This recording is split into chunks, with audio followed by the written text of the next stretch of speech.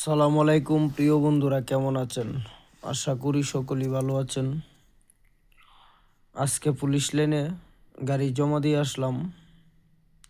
কালকে সকাল 10টায় যাব, তারা বলছে যাওয়ার জন্যই। দেখি আমাদের ডিউটি কোথায় দেয়। আশা করি আমার নেত্রকোনা জেলা শ্রমিক ভাইরা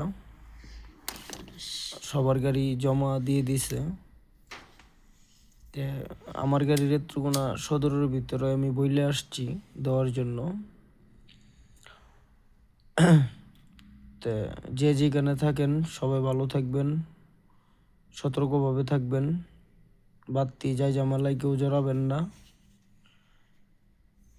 আমরা শুধু নির্বাচনের ডিউটি করার জন্য তাদেরকে গাড়ি দেওয়া হয়েছে, তার চেয়ে বেশি কিছু না। তা আশা করি সকলেই ভালো থাকবেন, সুস্থ থাকবেন, নিজের প্রতি খেয়াল নেবেন। আপনি নিজেও সতর্ক থাকুন, অন্যজনকেও সতর্ক রাখুন। ধন্যবাদ সবাইকে।